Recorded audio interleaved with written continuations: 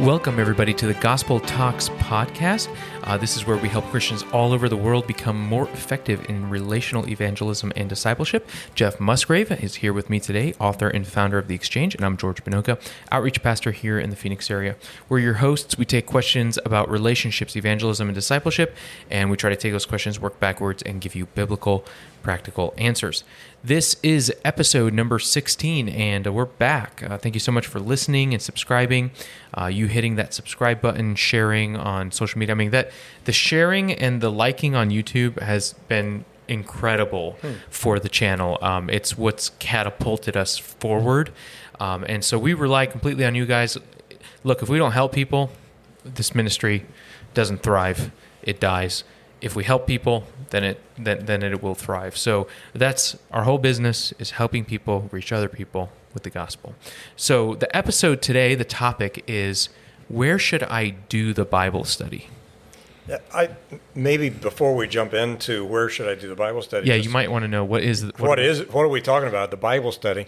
The Exchange Bible Study is a 4-lesson Bible study that deals with the 4 characteristics of God. God is holy, God is just, God is loving, God is gracious. Helps a person to know who God is and how to have a relationship with Him. It's a little $5 booklet. It's only about 60, 70 pages. And it's very, very easy to use. The question that we're answering today is answered in the Leader's Guide. Leader's Guide gives you both an introduction to answer some of these kinds of questions, as well as just some tools to be able to do the Bible study more effectively. Both of these are not only available in paper, but you can use them in our app as well. The app is the Exchange Message app. And you can find it if you go to the store in the app. You can purchase these books. I love the Leader's Guide in the app because it actually those discussion questions actually scroll with you as you're scrolling through the Bible study, and it's my favorite way to do the Bible study with somebody. I'll be honest, I prefer like the app when it's on my iPad, because like my phone, I don't know, I feel like it's a small screen, but it does work great because your phone, it goes with you everywhere you go, so you always have it with you. I love the fact that when we put our answers in the app, if you sign on to another device with the same email address, your answers go with you, and so you can use them either platform. That's awesome. So to go back to this question of, okay, we're talking about the Exchange Bible Study. It's supposed to be relational, 4 weeks. You do it across from somebody on some sort of table or surface or couch or whatever. Where do you do it? Yeah, and the answer is wherever your friend is comfortable. I mean, the key is that they feel comfortable enough to be able to open their heart, to be able to say things that are difficult to say, because ultimately we want them to come to recognition, I need a rescuer, and Jesus is the rescuer. I want to give my life to Him. So we want our friend to be comfortable. So that's really the bottom line. Wherever our friend is comfortable, we want them to be able to do the Bible study. Right, and maybe another way of saying that is, make it convenient for them. Don't make it hard. Don't make them travel. If you live a little bit of a distance away, don't go to the coffee shop near your house. Go to the coffee shop near their house. Yeah. In fact, my favorite place to do the Bible study is at my friend's house. Okay. I prefer that, and there's several reasons. One is I assume that he's comfortable there, but frankly, what you just touched on, the only thing that has to happen for that Bible study to actually take place is that he's home when I get there. Right. I'm taking all the responsibility. I'm the one who's driving and making the distance. I just feel like that's an appropriate thing to do. The one thing, this isn't in the show notes or anything, so now we're just having an unscripted conversation with you guys listening, is I've noticed like people my age, less and less, and younger, less and less comfortable having people in their house. Yeah. I actually think that that's a very important thing to recognize. That it may be that it's messy. They don't want people to see that. It may be that there are people there that they don't want to hear. It may just be a private space that they don't want other people into. I feel like somewhere along the line, we'll have to correct that as relationships grow. It just that's part of what friends do is they have each other over. I mean, but if my friend is at all uncomfortable with doing it at his house, Right. then I immediately invite them to my house. I would love for them Right. to be able to see what that hospitality looks like. I believe one of the most powerful tools, material tools that God has given to you for evangelism is your own home. Just showing people love and hospitality right there in your house. There's no other tool that shows people I accept you Right. than inviting them into your home, offering them food. By the way, I'm kind of a foodie, and I would always enjoy doing whatever we're doing with food. So having them in my home, and I would always want to like have a meal first. Just eating together just makes everything more fun.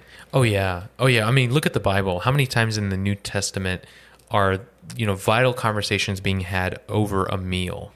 The other thing that kind of strikes me, like, okay, we all live, pretty much most of us live in neighborhoods where people can open their garage door, drive through into their garage, park the car, close the garage door. You never see them. Yeah. So I think that's one of the things that makes it really special, having people into your house and you into theirs. Is I know, like, when I have a relationship with somebody that's not a believer and we're getting to know each other and we get to that point where they are inviting me into their house, I know it's a evidence to me we're at a good point in our relationship. Yeah. Like, the relationship is strong right now. So I don't know what your house is like. I've only been in it a couple of times. But my house has a dining room. And not everybody's house does, but ours has a dining room. And then we have the kitchen table where we actually eat most of the time. And I actually think this is probably one of those times, whereas I want them to know I would give you the best, there's something a little more intimate, a little more Yes. conversational about sitting Comfortable. just Yeah. sitting at that kitchen table and just chatting around the table. So I think being careful about taking them into those special places in our house, Right. but going to the place where it's comfortable and this is where we spend our time. Yeah, it's really important when you have people over not to make them feel bad, not to make them feel like it's formal. Or it always bothered me. I don't know why. I appreciate the some people's formalism around dining, like they've got all the spoons out and it's got to be just so. But I feel uncomfortable when I go into those type of houses because it's like I'm almost there, like walking on eggshells a little bit. Like, I hope I don't mess up anything. You guys have had us in your house for like an entire weekend, and I've been there actually a couple times, and I've never felt like that. I've actually felt like, man, like they take care of me. I appreciate the cleanliness. The cleanliness is actually a good thing. Like,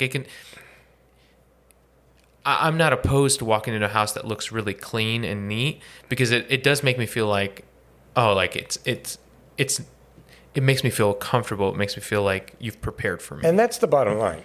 We want our friend to be comfortable because we don't want the environment to be dictating how much he opens his heart. We're Right. really asking God to work deeply in his heart and allow him to open his heart to God. And so we want them to be in a place where they're going to be very comfortable. You don't want them to be distracted either, which is part of the, one of the tough issues in a coffee shop. And Yeah. we've actually been to a really cool coffee shop in the Denver area. I love that place. I can't remember what it's called. I'm trying to remember where I took you. That place that they had like the cool coffee roaster in the one room, and it was like all oak furniture. Yeah. Corvus. I just was there yesterday. I'm so Phoenix does not have a cool coffee shop like that. It just does not. Yeah. But that was an awesome place. But sometimes those places can be pretty distracting. Yeah, well, that particular one is a little bit over the top, I think. But I do have a couple of coffee shops that I go to on a regular basis. I'm a coffee guy too, not just a foodie. And I like them because I can feel relaxed there. And Right. I was talking to someone about this the other day, and it's interesting that caffeine kind of wires you, but coffee shops are designed to make you comfortable and just kind of laid back. Right. So I actually think coffee shops work well. Okay. It's not like my first choice, but sometimes people don't want to come to your home. They're not comfortable. you come into their home. And so finding a neutral location is very valuable. And a coffee shop, I see people all the time reading the Bible, Yes. praying together. I mean, a coffee Yes. shop is quite appropriate to be able to do an exchange Bible study. And have that conversation. I mean, maybe we should touch on this a little bit, again, going off script here, guys, but I always feel like I should be ready and always willing to pay if I'm going to invite them to do it in that setting, which is sometimes why I might start at a lunch with them when I'm first getting to know them so we can have some food, or I might have them over to our house for lunch, but eventually I'll transition to a coffee shop. Just a little more affordable. It's a little bit more affordable. The other thing is, and I want to validate some people that might be listening who it's tough for you to have people over in your house a lot. My wife is sick. She has a neurological disorder. Her autonomic nervous system is broken. And I do, part of the cleaning in the house. She does as much as she can when she has the health to do it. Our house is usually pretty clean, but I know this, for her to feel comfortable hosting people, she's going to want to get it to a level that they might not even notice the difference between where it's at and where she puts it when they get there, but it's going to require a lot of energy. So we have people over to our house, but it's not as frequent as we go to people and meet in coffee shops. Yeah, and I think that that's appropriate. The other thing to think, and I'm urging people to have a meal, sometimes it's easier to just do like s'mores in the backyard. Yeah. We have to kind of make it doable. Yeah. If it's too hard, it'll never happen. And so the key is where your friend is comfortable and genuinely doable. Yeah. I don't think there's a reason to kill yourself. I think you do what works. And hospitality is about the company you share. It's not even necessarily, it doesn't have to be the fanciest. It doesn't have to be the most expensive. I've sat down at a public park with somebody and brought sandwiches, and it's just as meaningful because it's the time. People want time with us. Yeah. They want relationship. It's interesting. Ann and I are doing the Bible study right now with a couple in Georgia. Oh, wow. So we're doing it over... like the southern United States, Georgia. Yeah. We're doing it over FaceTime. And they just are repeatedly saying, I can't believe you guys are taking the time to do this with us. Yes. And I do believe that time is a major gift to give to people.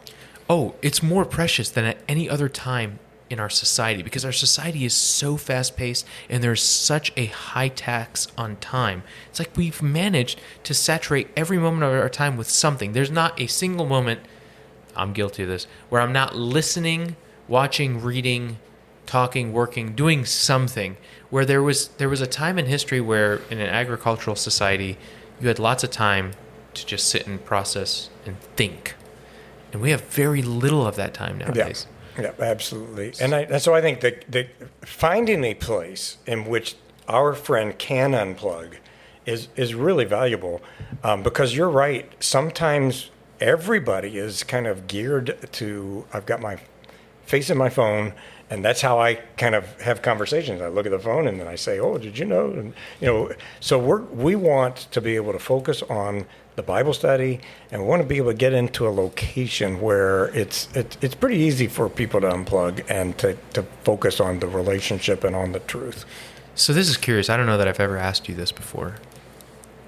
Have you ever had like a situation where you had like a suspicious person that like they want to kind of know what you believe, but they're like, they don't want you paying for their coffee. They don't want to feel beholden to you. They kind of want to, like, you ever had somebody who was kind of picky about where they wanted to be? So it's interesting you would say this. My wife did a Bible study with a woman, and we found out later that she's very, very private. And I don't know that suspicious is the right word, but extremely private maybe is a better word. So Anna said, "Well, would you like for me to come to your house?" "Oh, no."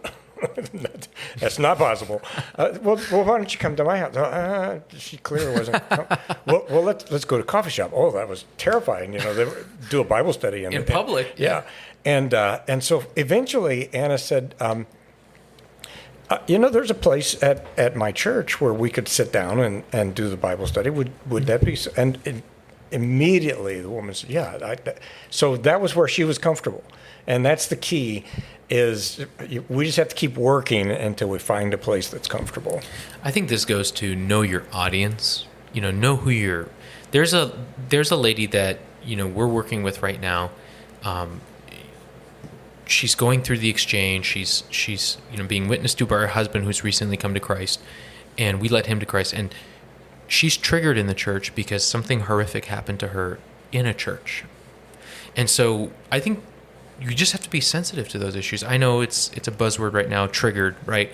And so there's some people that they think, some people make fun of that word, some people really hold to it and find it very, whatever you think about that, no, people can get triggered by a place, a type of thing. And it's not our place to say, don't get triggered. I mean, it's our place to say, where can I find a place where you're going to be comfortable? Yes, exactly.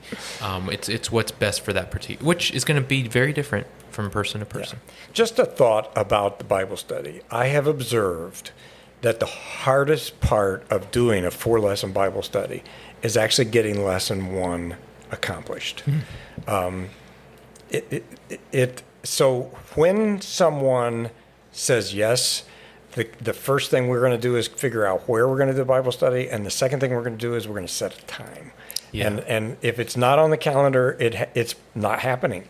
Right. It has to be on the calendar and before it actually takes place. Right. And so I just urge people that as soon as your friend says, yes, I'll do that Bible study with you, that you find a place and you set a time. Right. And you make it really clear this is the time. And my thought is, as soon as you get done with lesson 1, then you start working on the time and the place for the next time you're going to do it. Yeah, I mean, I usually write there like, all right, hey, Cody, next week, what time work next week? Just to get it on the calendar, get it there ahead of time. Don't want to get too close to the end of that next week and then all of a sudden try to last minute push something in. And so that's, I don't think that's a sales tactic. It's not pressure or anything. It's just you're being intentional about, okay, what's the next time? What's the next place? And frankly, it has nothing to do with sales in my mind. I just have done enough of these to find that getting that on the schedule is critical to getting it done. Right. And the gospel is only going to impact people if they hear it. And so we have to meet before that's going to happen. Right. Well, that kind of brings this episode to a close. And so meet them wherever they are. Get an Exchange Bible Study. Go to exchangemessage.org. Click on the store. It's $5. The price of a small cup of coffee. Inflation is real. But it has not affected the price of the Exchange Bible Study yet. So go get those $5 Bible studies. Sit down with somebody, coffee shop, your house, their house, park, wherever, church, whatever works, and share with them the gospel. So we're praying for you. Please be praying for us. Pray to the Lord of the harvest that he would send forth laborers. We need more people doing these Bible studies. We need more people building relationships with unbelievers, loving them, and showing them Jesus Christ. We love you guys. We are praying for you. Keep fighting. Stay in the fight, and we'll see you next week.